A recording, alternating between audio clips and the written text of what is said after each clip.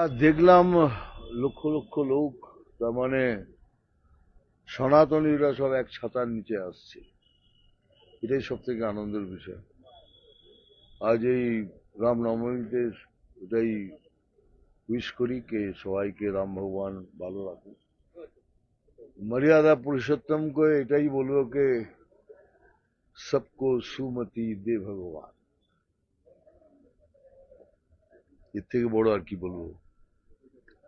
Next কি করবেন সেটা বলতে পারছি না, তবে এইটুকু আমি বলতে পারি যে ভগবানের কাছে প্রার্থনা করি, রাম ভগবান কিছু একটা এমন করে দাও যেন এদের সবার কিছু ভালো হয়। মানে যারা কষ্টে রয়েছে তাদের তাদের কিছু করে দাও। কেননা I am really very sad about the whole thing. But যদি ভগবান করে দেন তো খুব খুশি হবে। They have lost faith in the government and that's not a good sign. They have lost faith in the government কে গভর্নমেন্ট আবার কোনো কোনো উল্টো চাল খেলে কিছু করে দিলে ওদের ক্ষতি হতে পারে। So let's see what happens. Then we'll think about it. Then we'll also think about it. বিবাদ করা,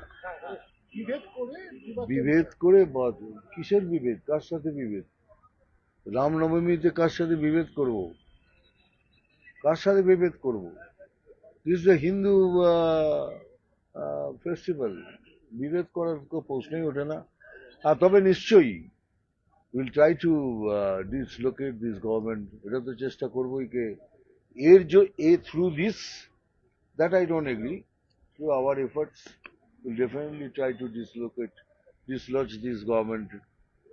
মানে গভর্নমেন্টকে পদচ্যুত করার চেষ্টা করবো। গভর্নমেন্ট তার থেকে পড়ে যাক, তারই চেষ্টা হবে। Great sign. এটাই তো চাই, এটাই তো চাই একটা সবাই মিলে। দেখুন, রাজনীতি একটা অন্য জিনিস, রাজনীতি একটা অন্য জিনিস, ধর্ম একটা অন্য জিনিস, কিন্তু এটা যখন দেখা হচ্ছে তার মানে গুড। আমি তো মনে করি এটা ভেরি ভেরি গুড সাইন। এটাই যেন কন্টিনিউ হয়। কেননা কিছুদিন আগেই তো মালদাতে দেখলেন কত বড় একটা ঘটনা ঘটে গেল।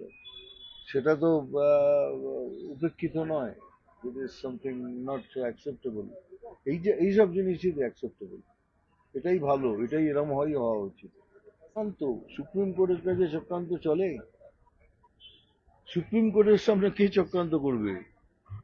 It's so absurd.